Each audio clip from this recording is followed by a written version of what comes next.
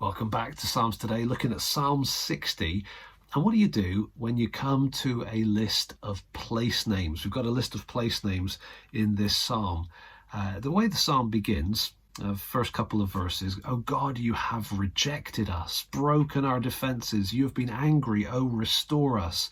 You've made the land to quake. You've torn it open, repair its breaches, for it totters," and on he goes. For the first 5 verses, the psalm writer, David, seems to be referring to perhaps some defeats that they've suffered and some kind of difficult circumstances in the kind of constant battles that were going on in his day. But then you get down to verses 6, 7, and 8. And here we get God speaking. God has spoken in his holiness. Notice the speech marks beginning and end. Now, in the course of 7 lines, God references, 9 places? We've got Shechem, we've got the Vale of Sukkot, we've got Gilead, we've got Manasseh, we've got Ephraim, Judah, Moab, Edom, and Philistia. That is 9, 9 places. That's a lot of, in 8 lines, 9 places. That's a lot of places. And the problem is that we look at that and we can immediately start to kind of fry in our brains, because unless you studied your Bible maps at the back of your Bible at length during church services growing up, you might not know even where these places are. Now, the best solution, of course, is to know your Bible. The more you know your Bible, the more you'll recognize, oh, Shechem, Sukkot, maybe that's referencing this, and Gilead and Manasseh, maybe this is referencing that. We need to have Bible knowledge to really make sense of it. But what I want to suggest is that you don't have to have all Bible knowledge to make sense of every Bible passage. Notice what's going on here, just at a very superficial level. Maybe that's enough for now to still enjoy and appreciate this psalm.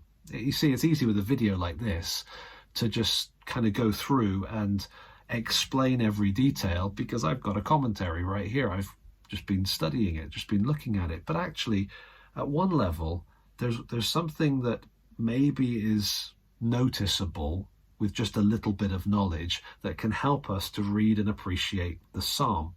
Here's what we have. The first part, down to verse 7, verses 6 and 7, these are 6 place names that are referencing places within the context of God's land, Israel. So we've got Shechem and Sukkot either side of the Jordan River, in terms of the territory that was divided up as they took over the land and partitioned it. So notice the divide up and the portion out language. Notice the recurring mine. Gilead, mine. Manasseh, mine. Ephraim, my helmet. Judah, my scepter. So God is saying, the nation, the territory of my people, it belongs to me. It's my land. I apportioned it. I divide it.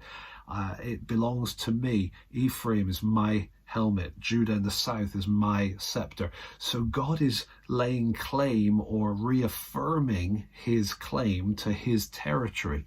And so we just put like a big capital I here, I suppose, for Israel, for God's land. Now, what happens in verse 8? We've got something different.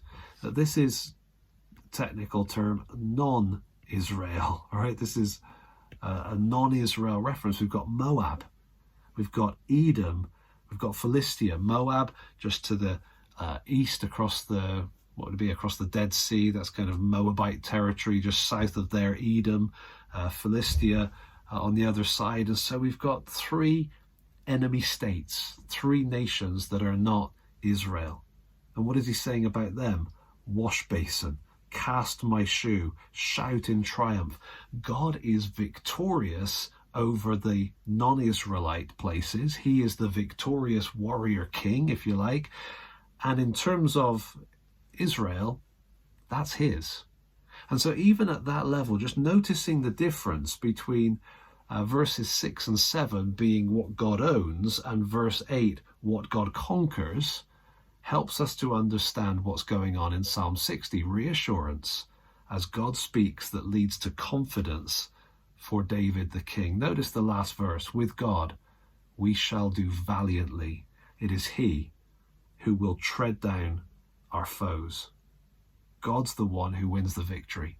It was true then, it's still true today. And so read through Psalm 60 with that little bit of geographical awareness, and maybe that can help to build our confidence that God is going to follow through and bring victory for those that are his. We can trust him even in the difficult circumstances that we face. So have a look at Psalm 60, see what you find, share highlights with others.